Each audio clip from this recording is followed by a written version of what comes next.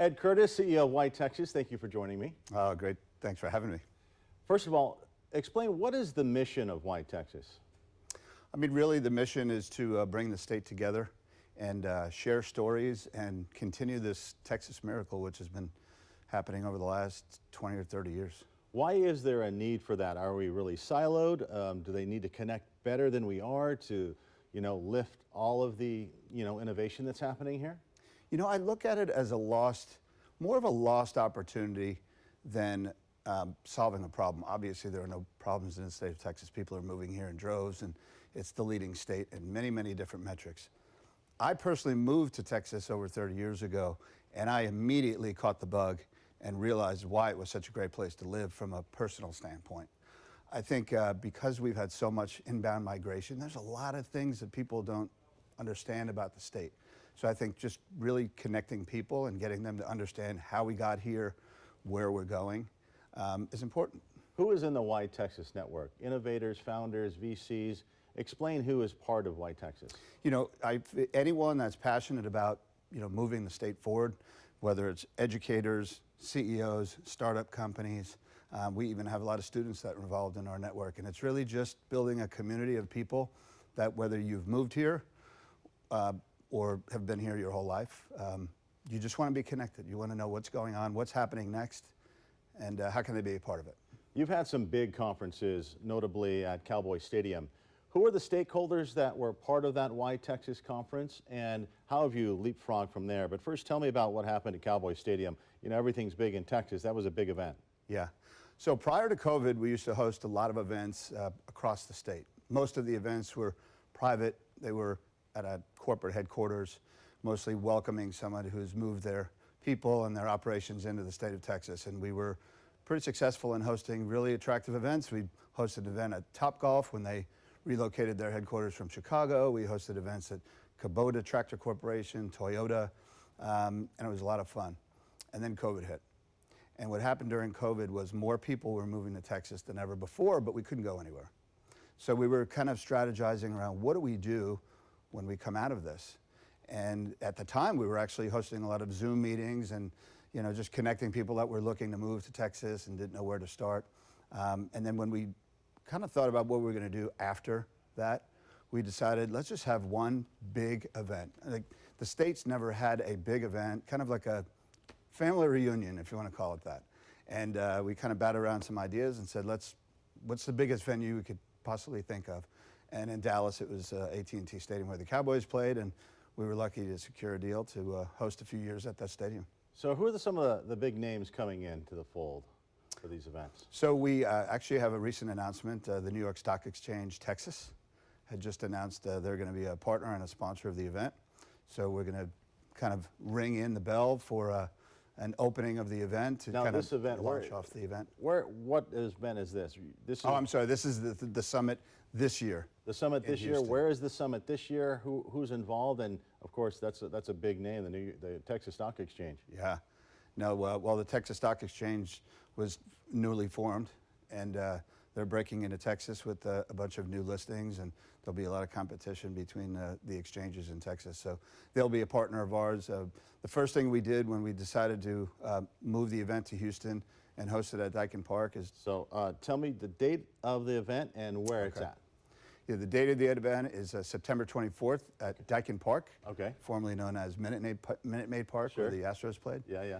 And we've got a lot of partners locally, whether it's the Houston Community College System, Lone Star Community College. We have the Greater Houston Partnership, now the New York Stock Exchange Texas, a lot of big companies and big names. That's great. So if I want to get involved, if I'm a startup or I'm really trying to get plugged into Texas and maybe I move from Boston or California, what is the connection for me with YTexas? Again, this is an open event to anyone that wants to learn more about the state, get more connected with people that can help them grow their business. So whether it's a startup or a CEO of a Fortune 500 company, the format that we have for this event is going to be unique. We're going to use kind of baseball themes. We're going to use all of the assets that the stadium provides, the Jumbotron and the ribbon boards. We're going to have a pitch contest in the bullpen. Just have fun with the event and make it open to anyone that wants to do business in Texas or expand their existing business that's here. So you're going to have another event in June as well before the big summit in the fall. Tell me about that. Well, every 2 years, Texas has their legislature meets, and every 2 years we've been fortunate enough to partner with the Round Rock Chamber of Commerce, and we host an executive review of the legislative session, and we'll be hosting that on June 18th this year.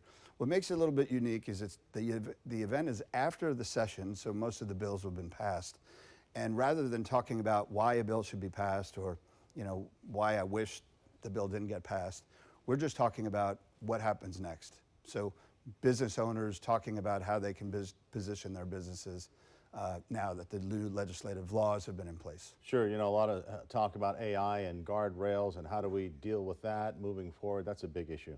It's a huge issue, and the universities are addressing it through new curriculum.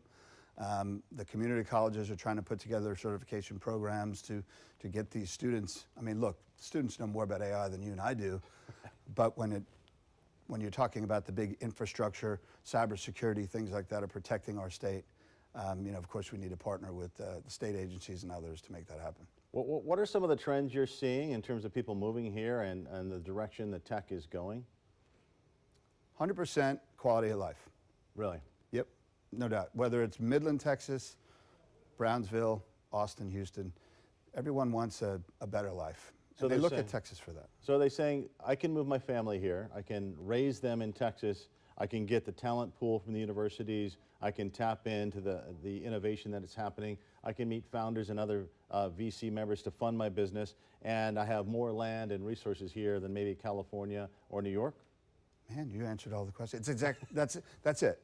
And at the end of the day, like I said, quality of life equals job. Yeah. Right? So a job for the family, a job for your son or daughter, and taking that next generation on. People see Texas as a place that's ahead of the trends, that has jobs. You can buy a house with land, and there's opportunity. It's exciting. I mean, it's just everything that's exciting that's happening seems to be happening in Texas. Now, do I join YTexas, or how do I get involved? You just attend our summit. What we're doing with this event is we want it to be a legacy event, kind of like a CES or a South by Southwest. We've never seen a state actually have an event that brings people together, not a political agenda, just connecting people for the betterment of their business. So we want this event to be an annual event. We put 3 years into building the concept out in Dallas. We're moving it to Houston. Who knows where it'll go in the future. We plan on having a few years here in Houston. But again, an open event for people to learn more and connect. And the key to the event, quite honestly, is after the event, we're going to be sharing a lot of the information, a lot of the content, so that people continue building those relationships. I mean, Walt, it's all about relationships. You're great at it. I mean, that's what's going to keep this state connected, is people actually building relationships. Yeah, and it draws from all over the state. So we have so many different hubs. We have fintech in Dallas, you have the different innovation in Austin and San Antonio, and of course health in Houston, and you're all getting them together for the summit. Yeah, because think about it, there's a lot of connectivity between a tech company in Austin and an oil and gas company in Midland or a healthcare company in Brownsville. But they would never normally meet because they either go to healthcare conferences or they go to Brownsville events. Well, this is an opportunity to bring people together that would never normally meet. And big things happen usually when you connect people that have a vision. And we want to create a platform for that. Great. Anything I didn't ask about YTexas or your excitement for the future? No, I think the excitement for the future. I mean, everyone wants to innovate. An event is not something that's new, but we want to make it fun. We want to make it engaging. We almost want to make it a combination of a festival and a conference, right? So you're connecting with somebody that you can sell to. You're surrounding yourselves with big brands, and you're learning about what's next, but you're also having fun. I mean, that's the name of the game. That's what I want to do. All right, YTexas, well, I think we're going to find out, and I think a lot of us already know. Thank you, Ed Curtis, for joining me today. Thanks, appreciate it.